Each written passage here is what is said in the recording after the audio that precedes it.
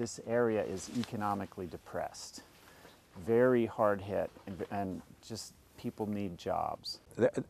A guy who was really the starter of the project is Paul Kazak, who is with DNR, Department of Natural Resources. He began thinking, what about having a place that could be an incubator, so to speak, for local foods and forest development in the rural part of Western Maryland.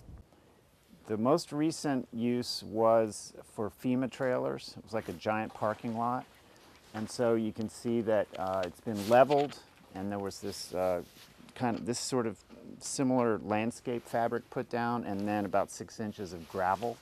One of our main goals, part of the project, is to harvest or begin growing a lot of native plants. So we'll go out with teams, volunteers, and we'll collect acorns and beech nuts, and like for example, we have a big walnut population that we've collected now, and we husk them, we do flow tests, we scarify them, we stratify them, whatever we have to do to get them to basically be planting, be seeds in the springtime. So locally there's a lot of interest in native plants, and I think that's kind of getting more popular.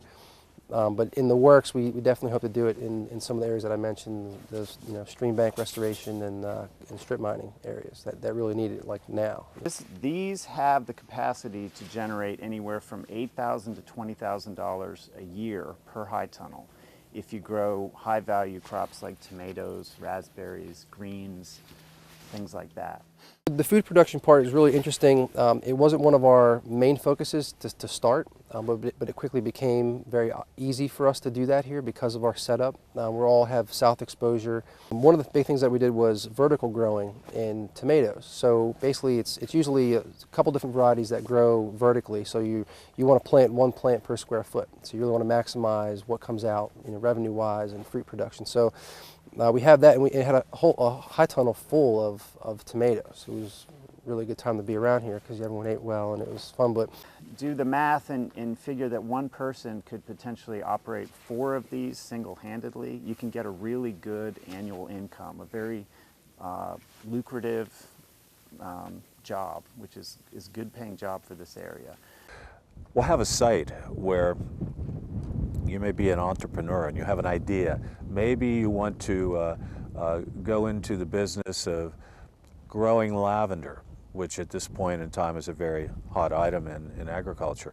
And so you could come here, you could work with us, plant seeds, and develop your protocol for growing your plants. We will monitor them carefully, we'll measure their growth characteristics, we'll measure the product as it develops.